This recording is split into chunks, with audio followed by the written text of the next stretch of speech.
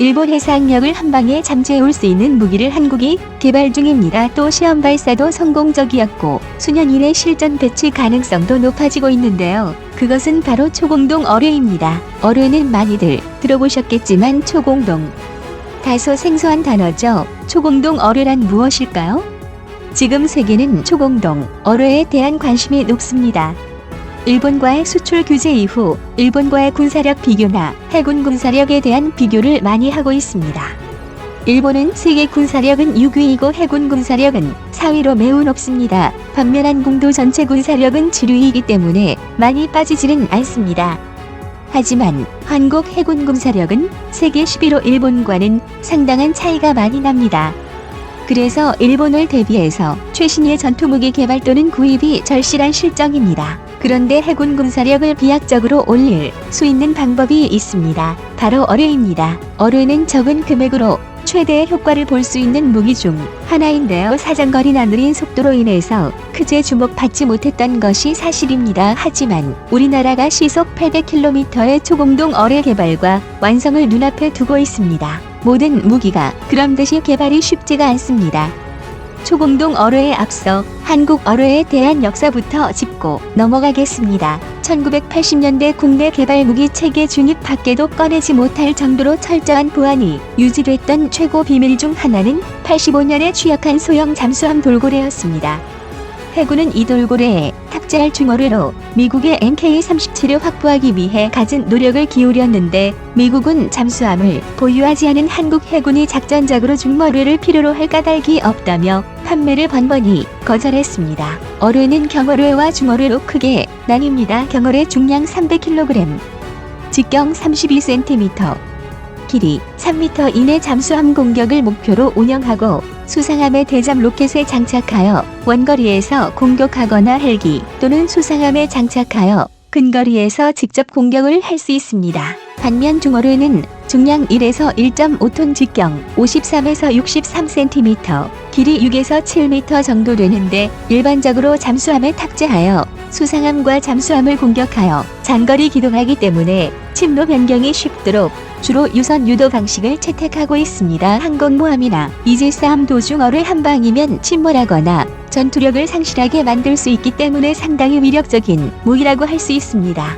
이에 따라 국방과학연구소 ADD와 해군은 장차 중어뢰 개발의 필요성을 절감했고 이를 위해 어뢰연구팀은 중어뢰에 대한 사전 연구와 함께 향후 개발 가능성을 검토하고 대잠수함 작전용 이동 표적으로 사용하겠다는 목적으로 미국과 협의 86년에 MK-37 중어뢰를 3발 확보했는데 어뢰를 잠수함에서 발사하기 위해서는 발사 장치와 발사 준비를 하는 과정에서 필요한 점검 장비와 치구 등도 함께 도입하는 것을 고려해야 했지만 연구용이라는 명분 때문에 그러지를 못했습니다.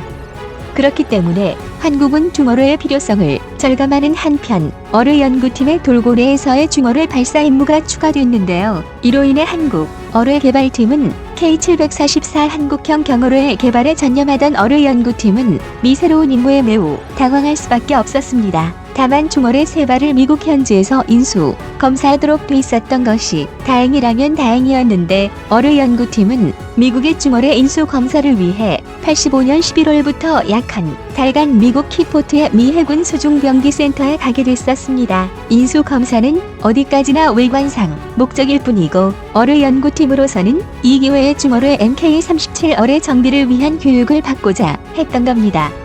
나아가 인수 검사 때에 필요한 장비, 치구 목록과 형상 스케치를 하고 작동법도 알아내고자 했는데 소기의 성과를 거둘 수 있었습니다. 어뢰연구팀은 귀국하자마자 돌고래 발사 시험을 위한 프로젝트가 본격적으로 추진되기 시작했습니다. 돌고래 연구팀은 돌고래의 발사관 부분과 MK-37 중어뢰의 에너지 변환기 트랜스두서 가장 참되는 노즈 부위, 기구 부분 제작을 맡았고 어뢰 연구팀은 MK-37용 연습탄 두부의 전기적인 부분과 어뢰 정비를 위한 치부와 기구물의 설계, 제작을 맡았습니다. 제한된 예산과 단기간이라는 제약이 있었는데도 적극적으로 제작에 나선 덕분에 몇 차례 보완, 수정을 거쳐 성공적으로 장비 제작을 완료할 수 있었습니다. 한국형 경어뢰 K744 사업을 마치면 집중 어뢰를 독자 개발하겠다는 의욕을 갖고 있던 한국 어뢰 연구팀은 88년 10월 27일 한국 해군 최초로 수행하는 잠수함에서의 어뢰 발사 시험을 진행하게 됐습니다. 이런 지난 과거에서 한국은 꾸준히 어뢰에 대한 개발을 거듭해서 현재는 초공동 어뢰를 개발하고 있습니다. 초공동 어뢰는 초공동 현상이 발생하는 어뢰입니다. 초공동 현상은 이런 통념을 깨는 것으로 유체역학적으로 기포는 물체의 진행을 방해하지만 하나의 큰 기포로 물체를 완전히 덮으면 마찰 저항을 공기 중에 마찰 저항과 비슷하게 줄일 수 있는데 이것이 초공동 현상입니다. 물속 저항은 공기 중 저항의 1000배에 달합니다. 초공동화 기술은 제2차 세계대전 중 독일에서 가장 먼저 연구했고 전후 구소련이 초공동화 기술 개발에 집중했습니다. 초공동 어뢰로는 세계에서 처음으로 구소련에서 1990년대 개발된 시크발 SHKVAL이 있습니다. 최대 속도가 시속 365에서 547km에 달해 바닷속 괴물로 불렸고 이는 보통 어뢰 최대 속도의 4에서 6배에 달하는 수준입니다. 시크발이 나왔을 때도 세계는 경악을 했지만 이를 뛰어넘는 진정한 괴물이 있습니다. 독일에서 개발한 초공동 어뢰의 최고봉이라고 불리는 바라쿠다입니다. 시속이 무려 800km에 달해 물속에서 순항 미사일 토마호크와 비슷한 속도로 움직입니다. 말 그대로 맞은 뒤에야 말 수 있는 어뢰입니다. 또한 기존의 어뢰와는 판이하게 다른데 기존의 유선 조종식 어뢰가 수압변으로 심도를 조절하고 자이로가 안정시켜주면서 유도핀을 움직여 항주 방향을 조종했다면 미 무기는 초공동 거품 슈퍼캐비테이션 버블을 만들어주는 탄두에서 고체 연료를 연소시켜 발사체의 진행 방향으로 기체 터널을 생성시켜주면서 탄두부를 유도하고자 하는 방향으로 움직여 발사체의 항주 방향을 조절합니다. 이것은 곧 유도 미사일과 비슷한 개념이라고 보시면 되는데요. 쉽게 풀이하자면 요격하기가 매우 어려워진다는 것이지요. 현재 한국도 초공동 어뢰를 개발하고 있고 얼마 전 시험 발사 영상을 보인 적이 있습니다. 국내에서는 국방과학연구소를 중심으로 자연공동 관련 초공동 기초연구가 수행됐고 고체 추진기관과 공동 발생기를 이용한 소형 수중운동체를 수중주행 시험하여 초공동화를 시연했습니다. 또한 초공동의 생성과 유지, 환기, 공동, 수중주행 특성 등과 관련된 연구를 진행 중입니다. 초공동 어뢰는 순항 미사일 속도로 날아가는 어뢰입니다. 열척의 이지스함이 있어도 물속에서 시속 800km로 움직이는 초공동 어뢰를 막기는 어려울 것입니다. 한국의 초공동 어뢰가 개발 완료되면 한국 주변국들이 해상으로 침투하지 못하는 전쟁 억제력이 있는 무기로 자리 잡을 것입니다. 해군 군사력에 대한 비교를 많이 하고 있습니다. 일본은 세계 군사력은 6위이고 해군 군사력은